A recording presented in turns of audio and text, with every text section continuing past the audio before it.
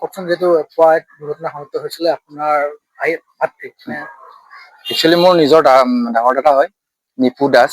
তেখেতে দীৰ্ঘদিন ধৰি ৰহা টোল গেটতে কাম কৰি আছিল আৰু আজি পুৱাৰ সময়ত তেখেতে ডিউটিত থকা অৱস্থাতে নগাঁৱৰ পৰা গুৱাহাটী অভিমুখে এখন বাহন আহিছিলে, স্পেচিঅ' বুলি যিখন বাহন।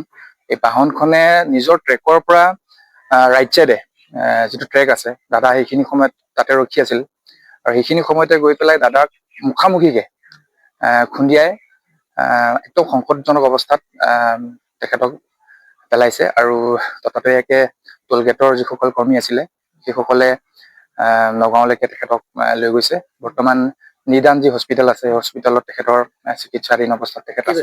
কেনেকে ধৰণৰ তেখেতে আঘাতপ্ৰাপ্ত মানে তেখেত ভৰি এখন ভাঙিছে, হাত এখন ভাঙিছে আৰু কামি হাড় প্ৰায় 4 পৰা 5 ডাল ভাঙিছে। এতিয়াও পৰীক্ষা নিৰীক্ষা খিনি চলি আছে। আমি কিছু সময় পিছত আমি গম পাম। অস্ত্ৰোপচাৰৰ বাবে আমি ইতিমধ্যে আমিও আগবাঢ়িছো, ডক্টৰৰ পৰামৰ্শ দিছে অস্ত্ৰোপচাৰ কৰিব লাগিব বুলি। মুঠতে সংকটজনক অৱস্থাত তেখেত বৰ্তমান চিকিৎসাধীন।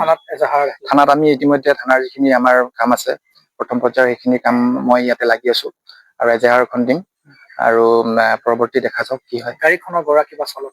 গাড়ীখনৰ গৰাকী আমি ইতিমধ্যে গম পাইছো লখিমপুৰৰ কমল বৰা, আৰু তেখেতলোকো কিছু ক্ষতিগ্ৰস্ত হৈছে, আঘাতপ্ৰাপ্ত হৈছে। তেখেতলোকো আদিত্য হস্পিটেলত তেখেতলোক ভৰ্তি হৈছে বুলি গম পাইছো। ঠিক আছে।